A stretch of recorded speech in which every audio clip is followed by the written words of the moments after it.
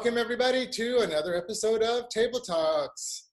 And today we're going to be talking with Dorie Miller, who I met a while ago. And Dorie's been a practitioner, or called a practitioner, a therapist, manual therapist for over 18 years, and specializes in treating mind-body connections, treating her clients with techniques such as, reflexology, neurokinetic therapy, cranial psychotherapy, massage therapy, aromatherapy, and I think the list goes on, but we'll get into those later on.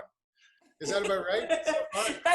That's perfect. Yeah, and I do a lot of coaching as well for people, health coaching. Okay. Yeah. Oh well, I'm going to add that to the list at the end. I've got my pen and I've got my list, and so I really wanted to follow up on, because we met each other years ago.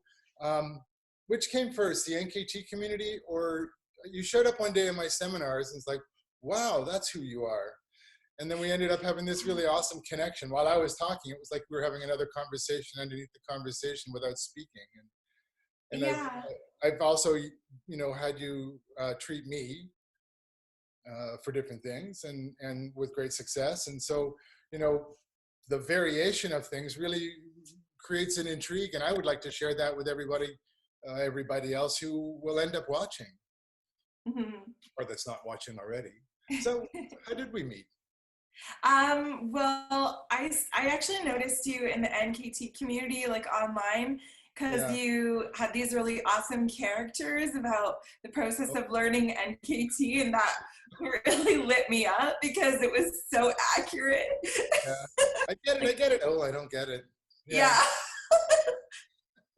So that was first, and then I kind of have this list. I make mental notes. I'm like, I want to meet that guy someday. He's like he's really special. He has a je ne sais quoi. And then and I want to find out what that is. So then I just I saw that you're actually hosting a seminar in BC, and it's not too far for me to drive.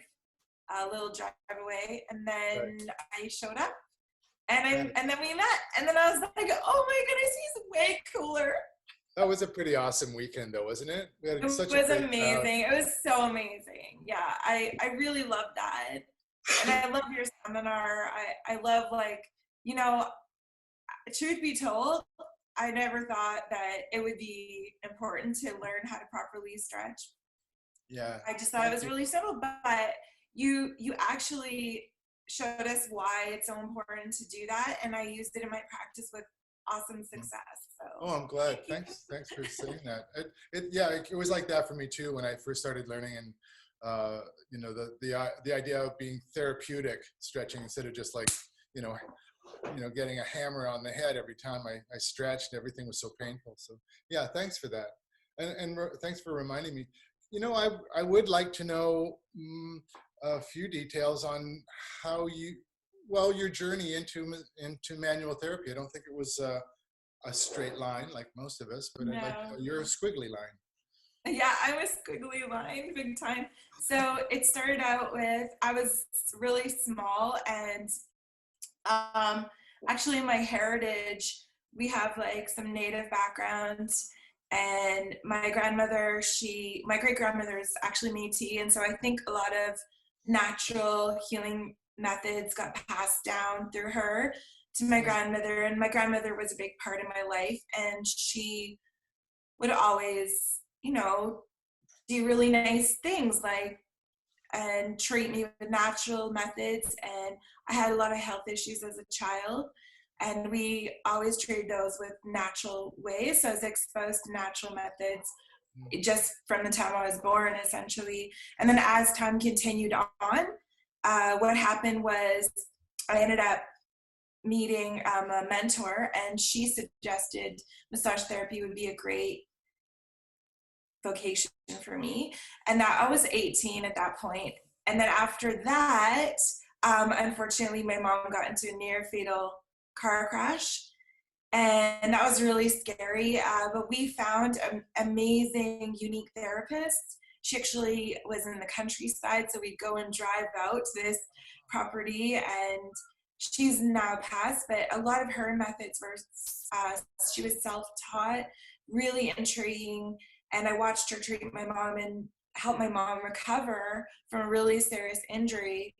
And from that, it piqued my interest. So I asked her, her name was actually Lise Goodhart, and I asked her if she could teach me.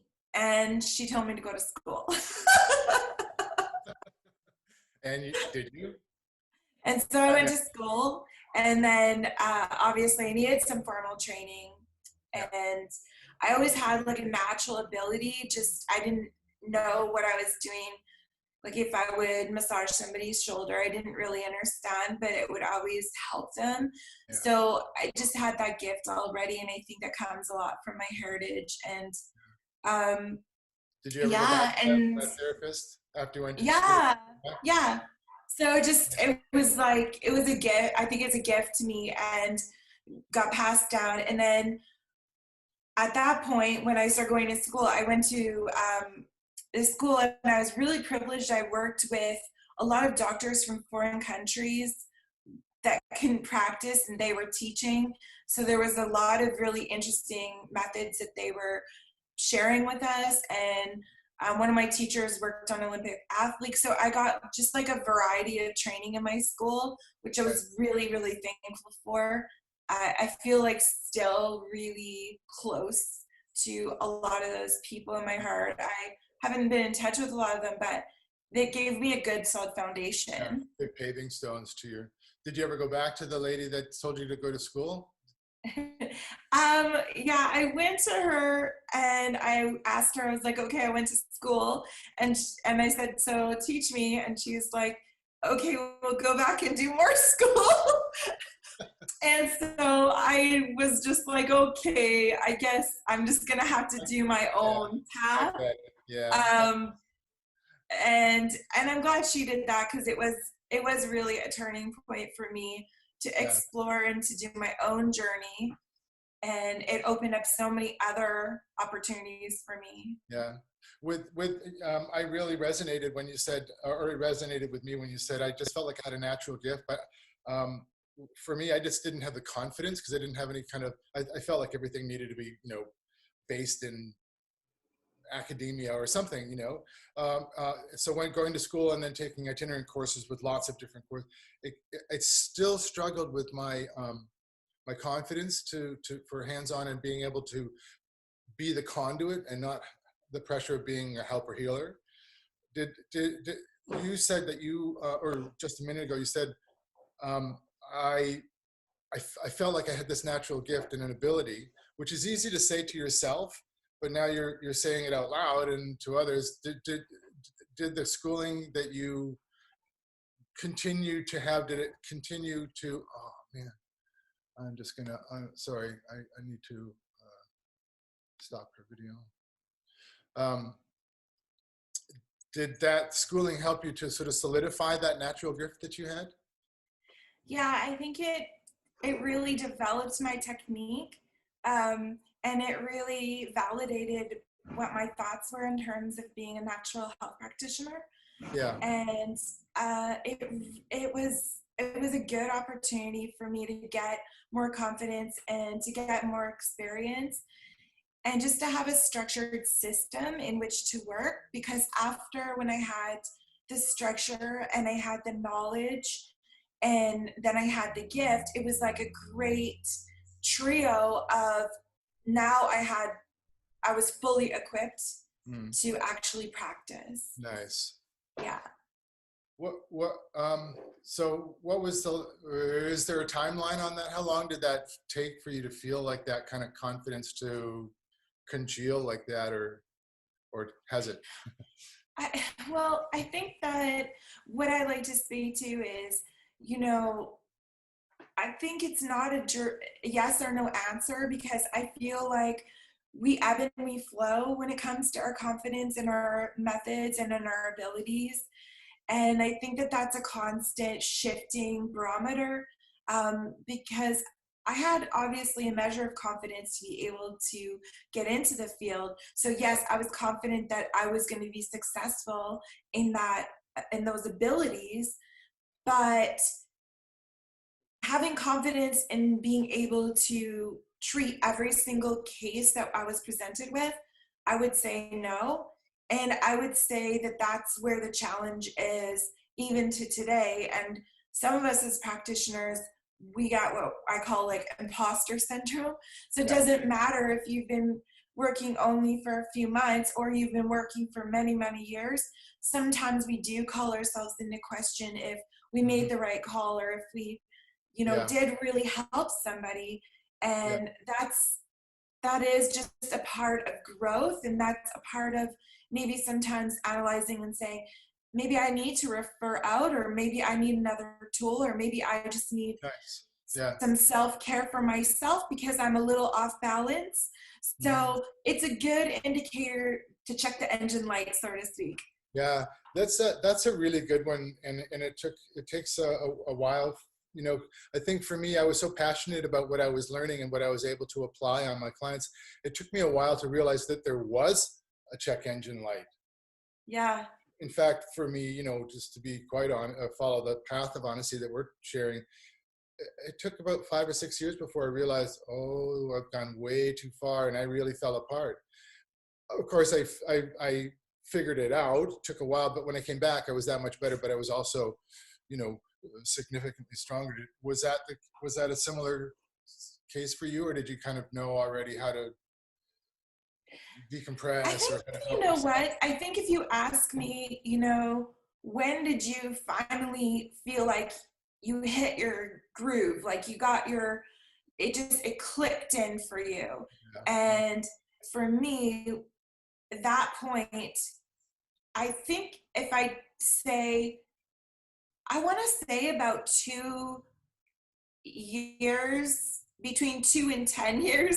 I know it's kind of vague, but I know what you mean, though. Yeah, you sort of get it, and then you sort of hone that skill. But no, that's a good answer, because I think a lot of people, especially new people, um, it's a good way to sort of measure how people that are 15 to 20 years plus have found their groove, as you say. yeah, I think it's a really good thing for students, because I was never taught that in the school I went to, and a lot of the people that I teach, we've had this conversation, um, because it comes up when we do the stretching. A lot of sediment is stirred up, saying I've never taken care of myself. I've never taken a course where it's about self-care, and yeah. and that really struck a chord for me. Anyway, that's where that question came from, and I think it's a really solid answer.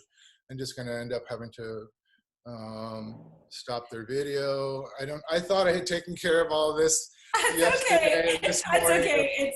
that they It's entered. no worries. Yeah, people can join, but they're um, they're video free.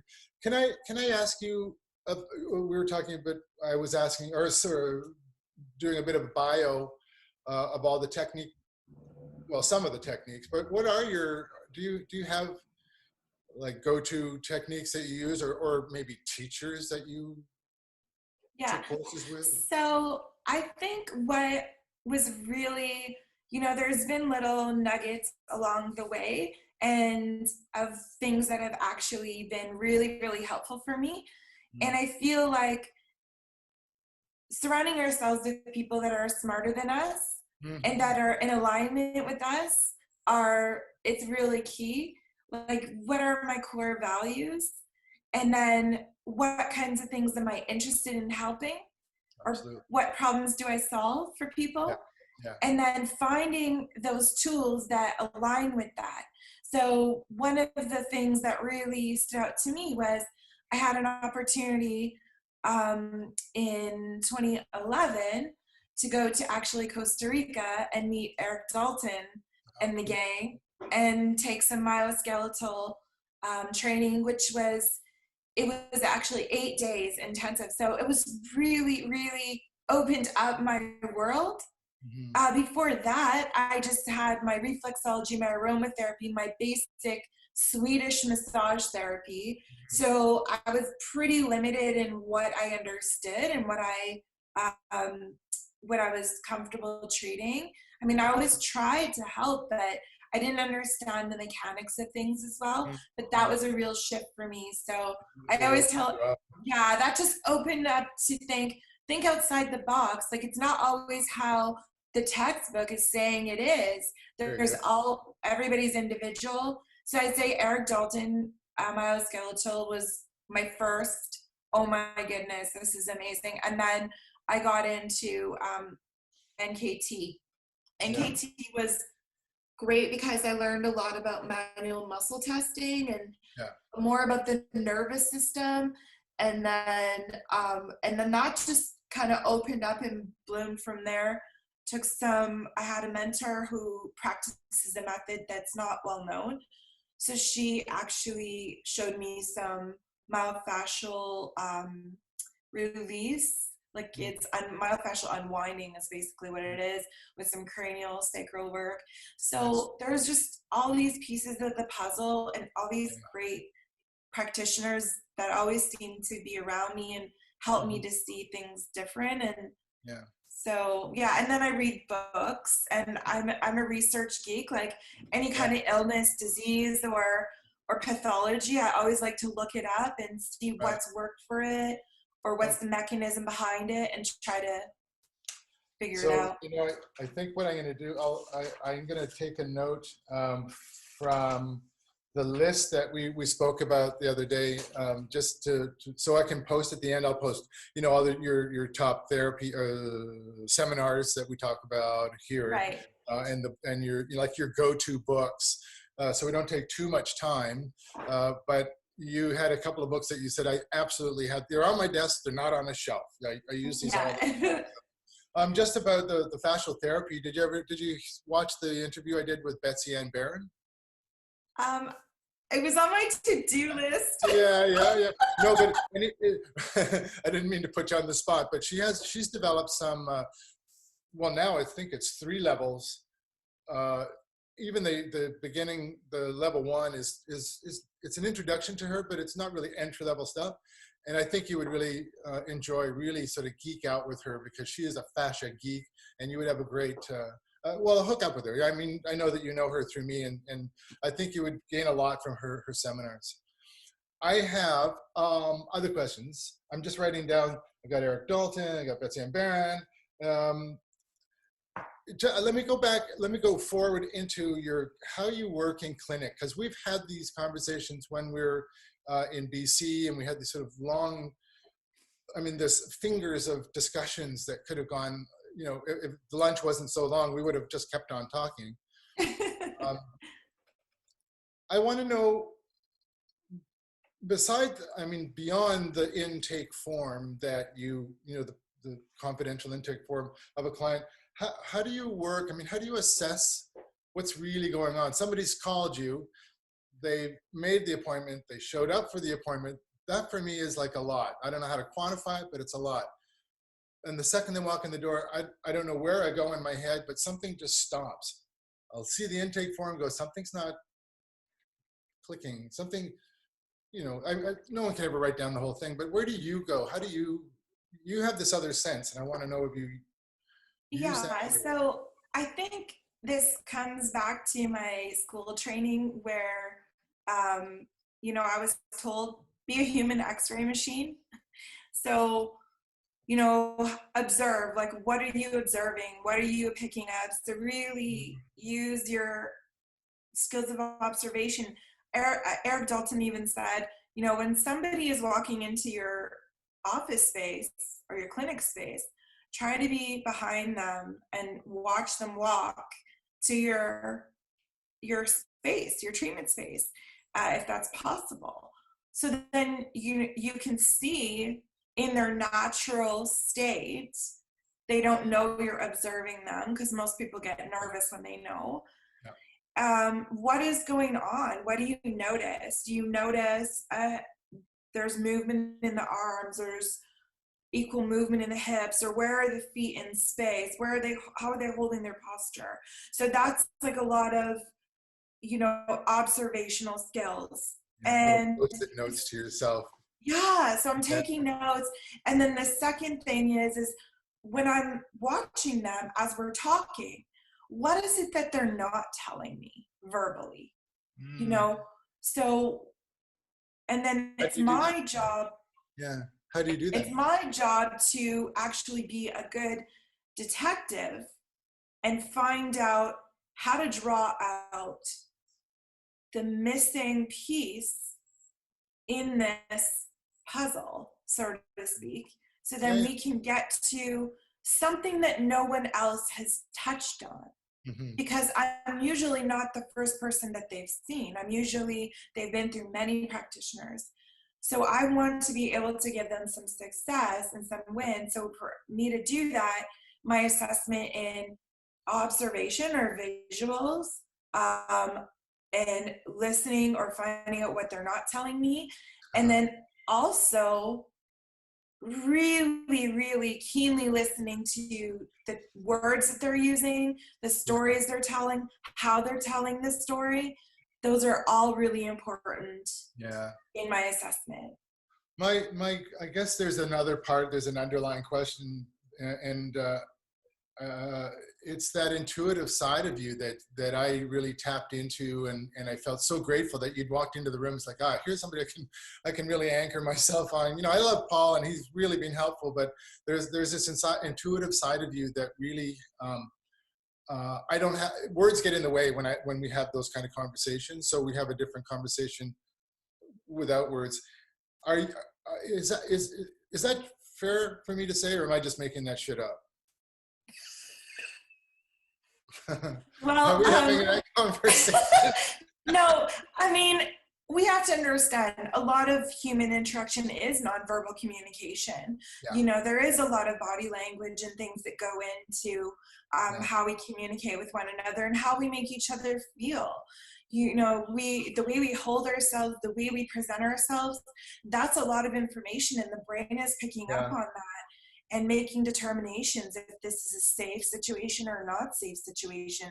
And so with me, what I'm trying to create with others is I'm trying to create a safe situation with myself. mm, good word. And I'm very instinctively, I'm very nurturing, I'm very compassionate towards Yeah, others, very empathetic. So I'm creating on purpose that environment when I walk into a room, so that that in turn takes care of other people, but that yeah, also takes care of me, because if I can check in with everyone and see where they're at, then I know how to also manage and yeah. self-regulate myself.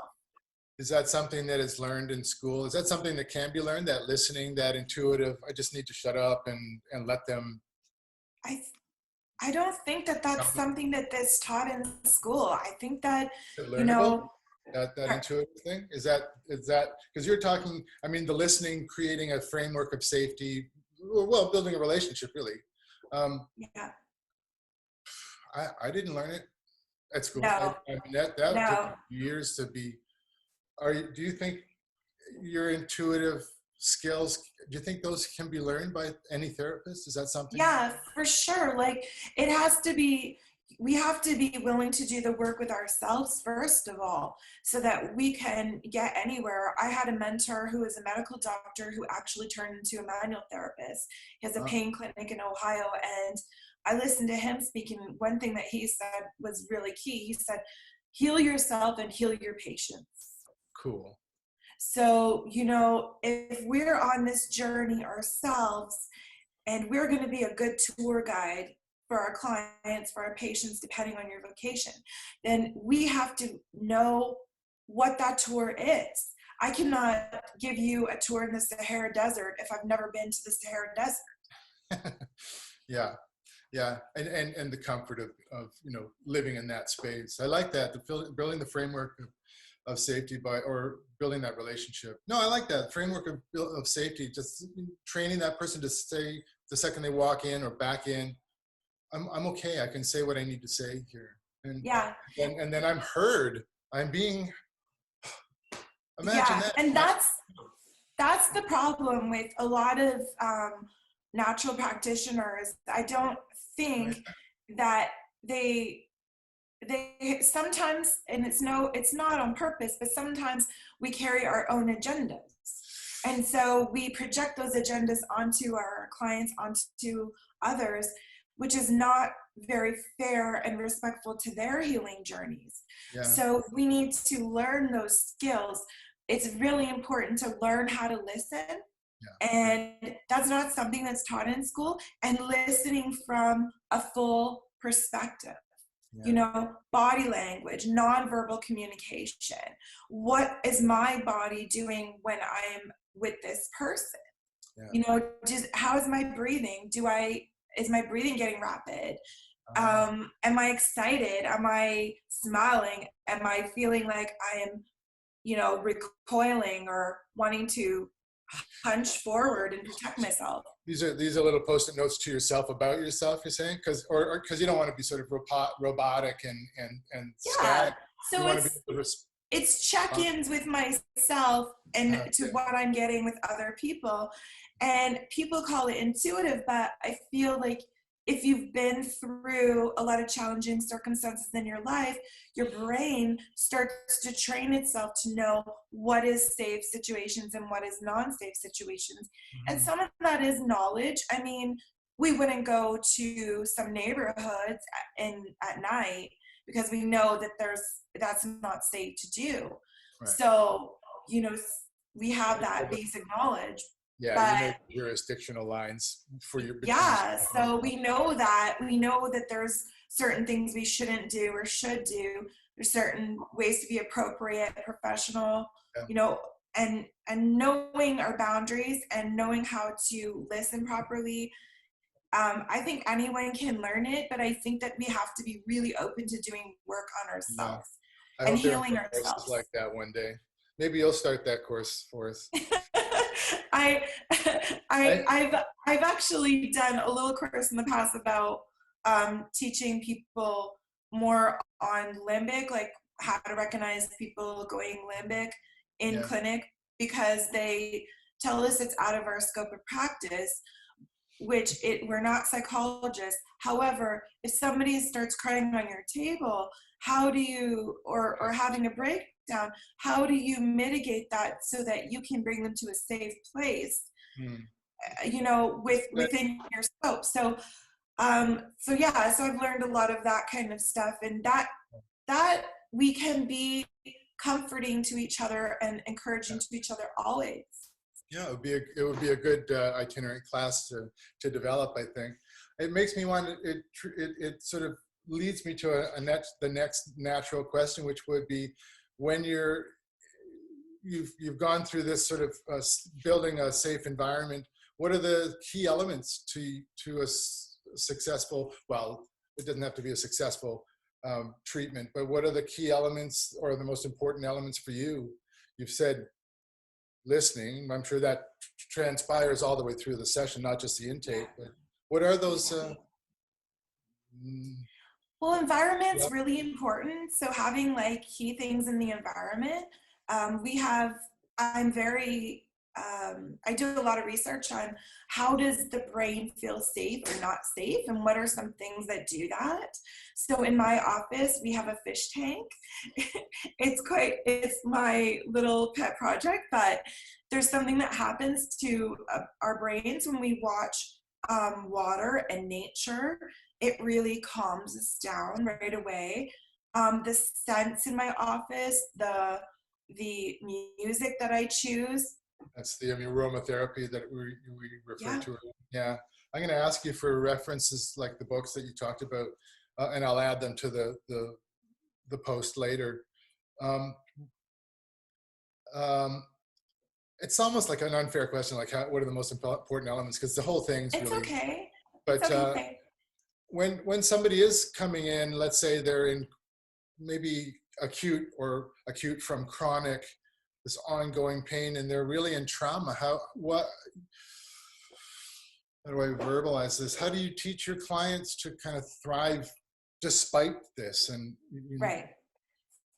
Yeah, so that's a really good question. So basically what I hear you say is that you got somebody who comes in, they're in a lot of discomfort, they have a lot of trauma, and they've got a laundry list of things.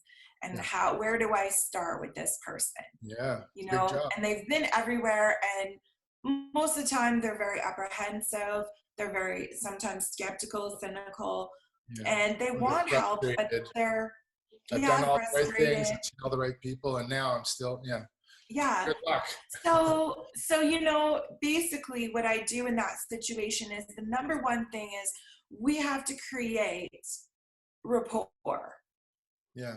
That's one. And then two is we have to create an element of safety as quickly as possible. So there's different tools and techniques that I do for that, you know, depending on the person. Some people, they need to just sit there for 5 minutes and talk about their story with a box of Kleenex and, you know, and it comes out. Yeah. And I'm just listening, you know, I'm not offering advice, I'm just listening. Yeah. And sometimes it's a comforting touch, or I have certain points that I use. Mm. I also use some aromatherapy sometimes because that Oh, can yeah. change the brain very quickly. Sometimes music, sometimes breathing. So nervous system's number one. So once it's like the alarm bells are going off at that point, like all the alarm bells, like someone pulled the fire alarm and Yeah. everything, the building's on fire and everything's going off. So Yeah. now we have to find out, okay, in what room is the fire? Really? You know, yes, the alarms are going off everywhere, but what room is the fire in truly? Or what's the key driver to this situation?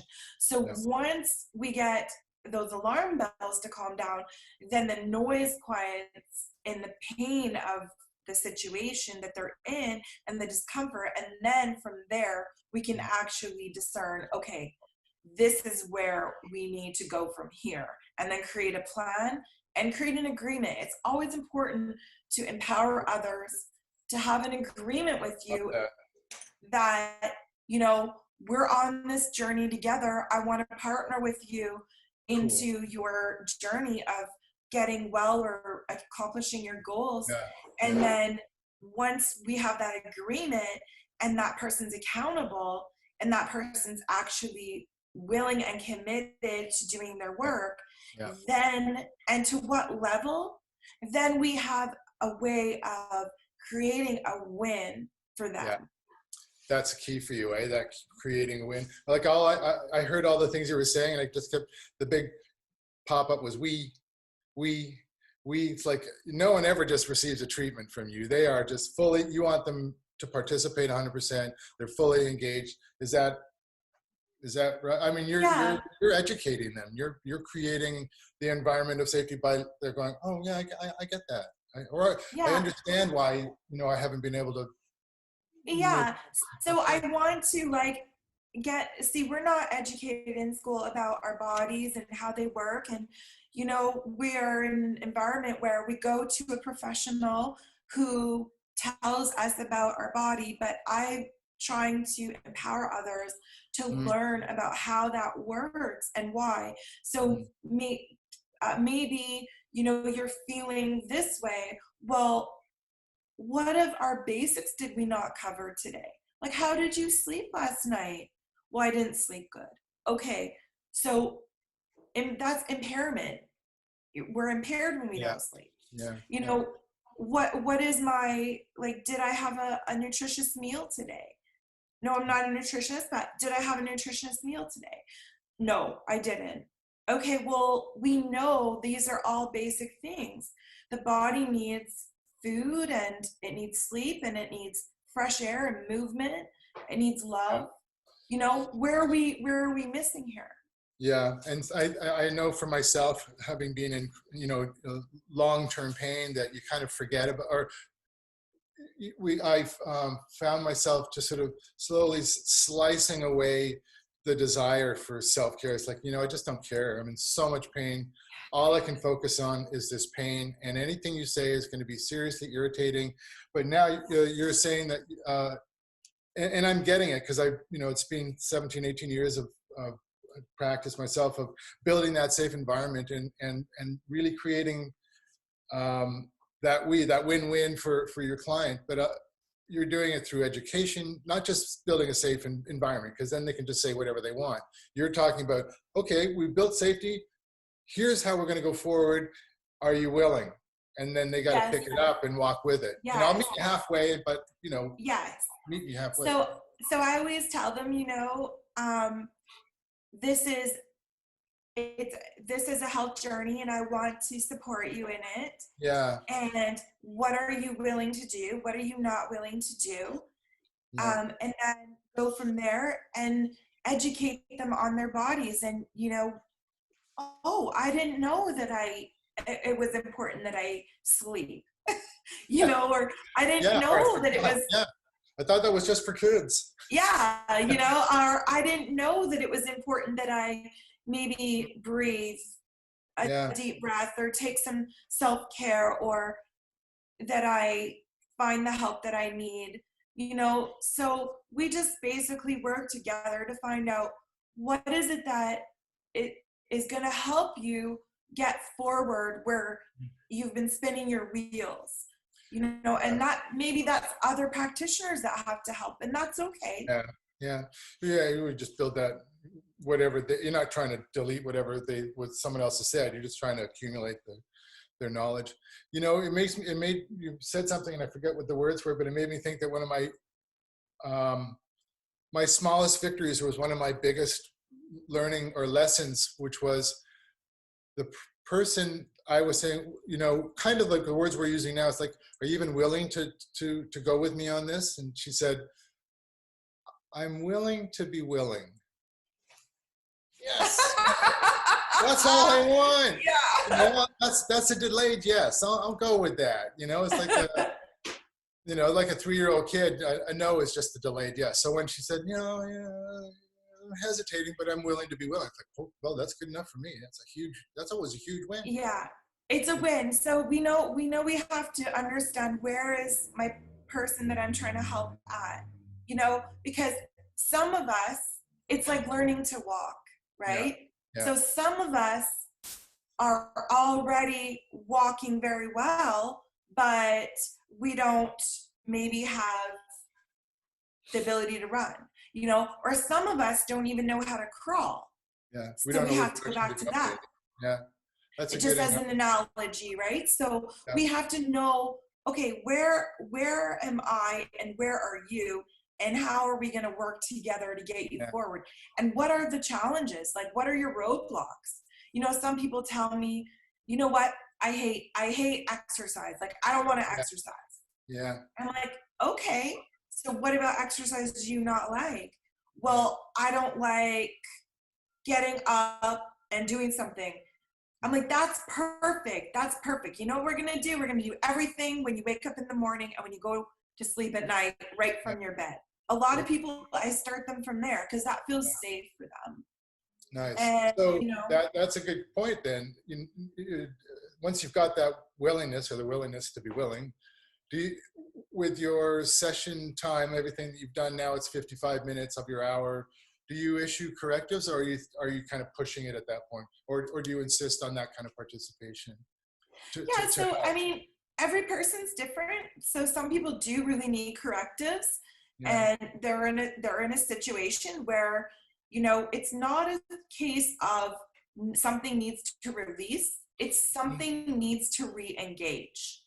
So re-engage, like re-engage, or nervous system, or what do you mean? Yeah. So what I mean by that is, we would typically refer to it as strengthen or stretch, right? But for me, strengthen is not really an accurate term.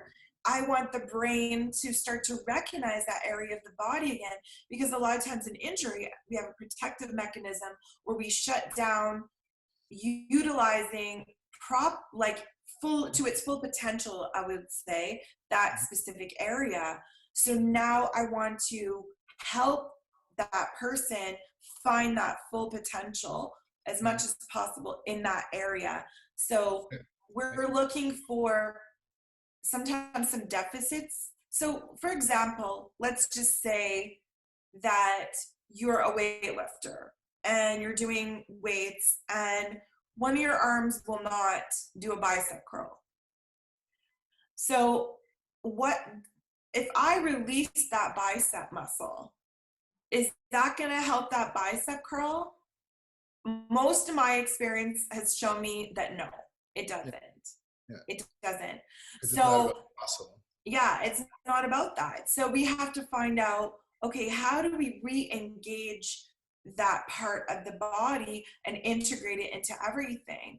Mm. And so that's what I do with people as well. So sometimes it's correctives, sometimes Yeah. it's not. You know what? Sometimes it's some routines that they need to build into Yeah. their I'm building day. an image in my head from what you just said. Not that I've got a cartoon brewing or anything, or maybe, but everything you just said in the last minute or so was like about when they said, I don't like getting out of bed and exercising or whatever it was. You just, uh, your job was to be the detective to find out what the things are that need deprogramming, and maybe not so much issuing correctives, but move forward with this positive reinforcement. So you're kind of getting those negative neural attachments that detach and then Yeah. reattach in a positive neural Yeah. pathway, or the Yeah. neurogenesis.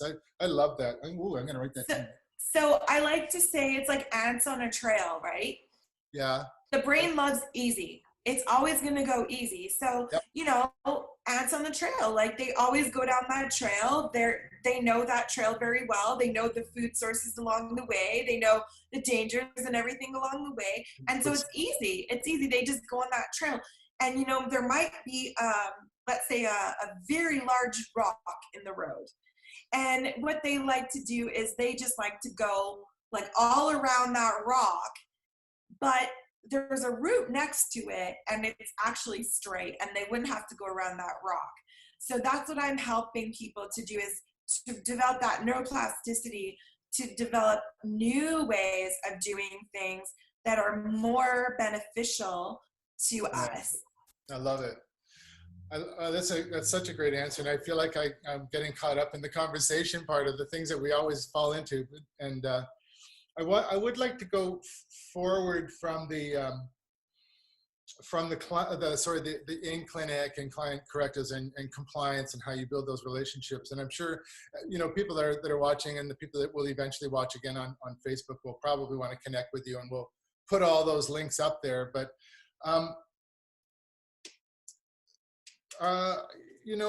I've gone to some of the fascial research congresses, or I'm part of the research congress website. And are you like what they call themselves fashionistas? Are you a fashion geek? I like fashion, if that's what you mean. I want to be a fashionista just because I like the name. I like the title. Yeah.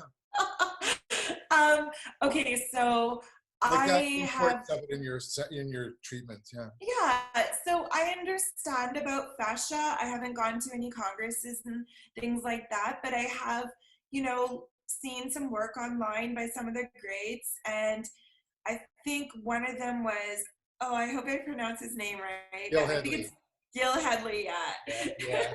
Great So Gil Gil Hedley. Hedley, he had this amazing video on fascia, and Yeah. that really opened up my eyes to, oh my goodness, there's another like nervous system network here, and that was really exciting for me. That opened up my parameters even more, Yeah. because I realized, oh, like it's not always muscle, sometimes it's connective tissue, and sometimes it's organ, sometimes it's emotion. Like there's so many, or lymphatics, like there's so many aspects of the body, and it's like the more we think we know about it, the more we don't know about it. Yeah. So yeah, so I like his I approach. wouldn't say I'm a fashionista, but I would say I'm a body geek. Like all things body, I'm just into. I'm being interrupted by the sound of passing jets. It'll probably cross your way in a few hours. That's the snowbirds crossing Canada. As a hail to all of our frontline health workers. So the snowbirds are doing and I can see them. Oh, really? Yeah. Yeah, it's really. Oh, wow. We're in this really great conversation. I'm being distracted by this really great movement of the snowbirds crossing Canada. Squirrel. You're being squirreled. You'll see in a few hours. They'll continue on all the way across to Vancouver. I would like to ask you a little bit about you, like where you work. Again, we're going to put this on, the links to how people can find you, because I think it's really fascinating that you're so diversified in the way you work, and other people might be reassured. But you're not just a massage therapist. You're licensed massage therapist, yes, but you do so many other things, and you've actually started.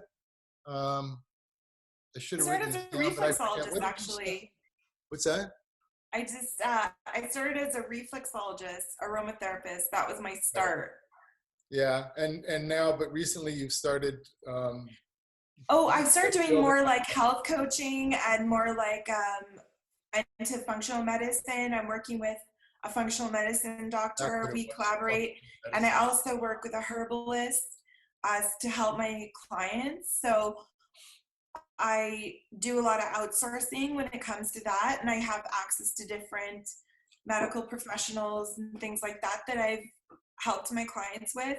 That's what it was that helped me the most, was that biofeedback thing that Yeah, I wasn't really sure, and I wasn't really sold anything. You didn't sell me. You just said, this is what I'm looking no. for. This is how it works. And I was like, okay, I'm totally sold. And it did. And it resolved a lot of, well, it answered a lot of questions that gave me avenues to help me help myself. And Exactly, exactly. that It's was, information, like it's not a diagnosis, yeah, it's not medically recognized, but it's information that is really quite interesting, and it's helped to, open up some possibilities for yeah. people as to Sure took what. a lot of the guesswork out of the other stuff we were doing, the manual stuff. Yeah, Yeah, yeah. So it made sense that, okay, this is where maybe medically we want to investigate further. And a lot of times when you get that information, you can start to see, okay, medically, what does that look like? And then if that's not something you do, we can just from a functional perspective yeah, try to help be more balanced in yeah, yeah, ourselves, and yeah, that's really really amazing. I really love that tool because I yeah. do outsource it, and but it's really really helpful. Yeah, it helped me too. And it wasn't so much what to do, what to take. It was telling me what to avoid. And it's like, oh shit, I've been doing that for years. And it took a couple of months, but my system finally got rid of that kind of food intake that I was, it wasn't as obvious as like sugar or coffee. It was something quite, No, no, oh no, my no, God, no. Like, okay, I'll go along with this. And I did. And it's like, oh, wow, look at me. I can see my feet. They're not yeah, out here anymore. yeah, like that. Basically, another aspect just to touch on briefly is about the body and its inflammation cycles. And, when we are trying to heal from pain or heal our bodies, it's important to take that burden off.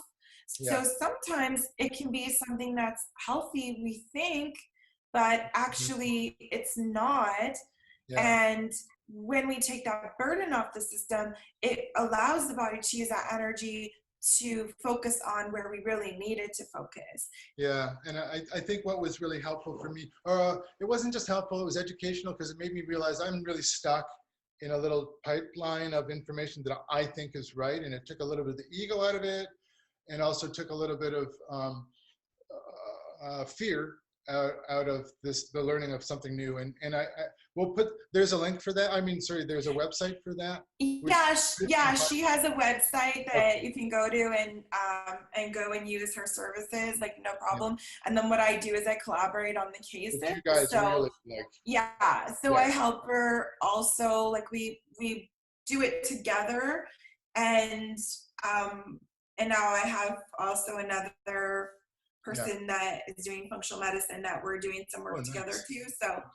So there's basically the thing is yes, it's alternative methodology, but that might be something that we want to explore, Yeah, because I'll pick sometimes it up. we can't, Sorry. like there's definitely times where we need allopathic care for sure, Yeah, for yeah, sure. But there's other times when complementary therapies can actually give us so much greater results.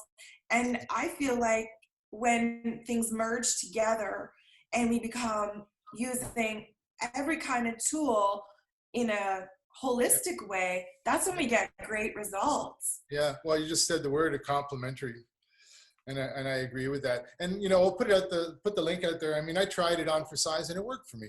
And that's all. I tried it. I went along with. I trusted you.